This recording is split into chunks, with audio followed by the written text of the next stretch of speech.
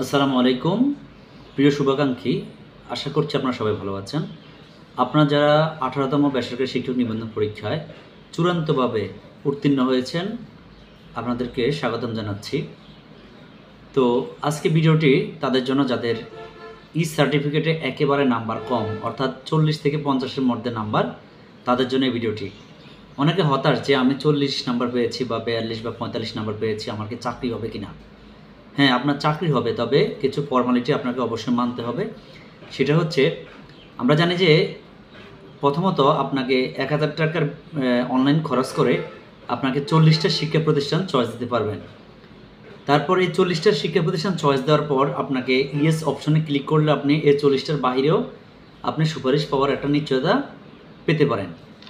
তো আপনি যদি একটা সিস্টেমে আসেন, তাহলে আপনি সহজে আপনার সুপারিশ পাওয়ার আশা করতে পারেন। যেমন আপনি যেহেতু আপনার নাম্বার একেবারে কম, 40 থেকে 45 নাম্বার, এই কারণে অবশ্যই আপনাকে যে চয়েস, প্রতিষ্ঠান যে চয়েসটা আছে, এই চয়েসটা আপনাকে বুঝে শুনে দিতে হবে। যেমন আপনার তো নাম্বার কম কিন্তু চাকরিও দরকার, তখন কী করবেন আপনি? অবশ্যই আপনাকে মাদ্রাসাগুলো বেশি দিতে হবে, ঠিক আছে? গ্রামীণ প্রতিষ্ঠানগুলো আপনার প্রথমত হচ্ছে আপনার এই ধারণা থাকতে হবে বা এই চিন্তা ভাবনা তৈরি করতে হবে যে আপনি আপনার জেলা থেকে বাহিরেও চাকরি করার মানসিকতা থাকতে হবে। যদি বলেন যে আপনি আপনার জেলার মধ্যে চাকরি করবেন, তাহলে কিন্তু সম্ভাবনা নাই। আর যদি বলেন যে না, আমার চাকরি দরকার যেখানেই হোক, তাহলে কিন্তু আপনি চাকরি পাওয়ার সম্ভাবনা আছে। এই জন্য আপনাকে বড় বড় প্রতিষ্ঠানগুলো না দিয়ে, যেখানে গ্রামের প্রতিষ্ঠান রয়েছে, অল্প স্টুডেন্ট, আবার যাতায়াতে একটু সমস্যা, ওই দিক দিয়ে ভালো ভালো স্টুডেন্টরা যেতে চায় না। হ্যাঁ, ভালো ভালো ক্যান্ডিডেটরা যেতে চায় না। তো আপনাকে ওইসব প্রতিষ্ঠান চয়েস দিতে হবে। আপনি এমন করতে পারেন যে গ্রামের যে প্রতিষ্ঠানগুলো রয়েছে সেগুলোতে আপনি চয়েস দিতে পারেন।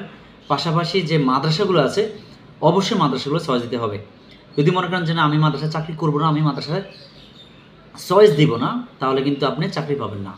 কারণ অনেক ভালো ক্যান্ডিডেট যাদের মার্ক 60+, 50+, তারা কিন্তু মাদ্রাসাতে চয়েস দেয় না। এই কারণে তাদের পোস্টগুলো খালি থাকে। ওকে, আপনি যদি ওই প্রতিষ্ঠানগুলোতে চয়েস দেন, তাহলে আপনি চাকরি পাওয়ার সম্ভাবনা ইনশাল্লাহ থাকবে। এই জন্য আপনাকে 40টা চয়েসের পাশাপাশি আপনাকে অবশ্যই ইয়েস অপশনে অন রাখতে হবে।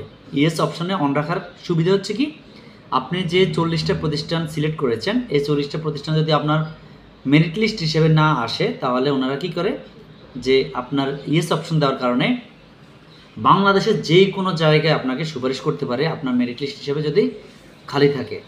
তো এই জন্য আপনার নাম্বার কম হলেও প্রতিষ্ঠান চয়েসের বিষয়ে কিন্তু একটু আপনি বুঝে শুনে দিবেন, তাহলে কিন্তু আপনার ইনশাল্লাহ চাকরি পাওয়ার সম্ভাবনা থাকবে। আর যদি এটার ব্যতিক্রম হয় যে আপনি ভালো ভালো স্কুলগুলো দিয়ে রাখছেন, প্রতিষ্ঠানগুলো দিয়ে রাখছেন, মাদ্রাসা দেন নেই, তাহলে আপনার থেকে এই চাকরিটা ছুটে যেতে পারে। তাই প্রতিষ্ঠান চয়েসের ব্যাপারে কিন্তু অবশ্যই আপনাকে সচেতন থাকতে হবে, ঠিক আছে? আবেদনে কোনোভাবেই ভুল করা যাবে না, এই জিনিসটা কিন্তু খেয়াল রাখতে হবে।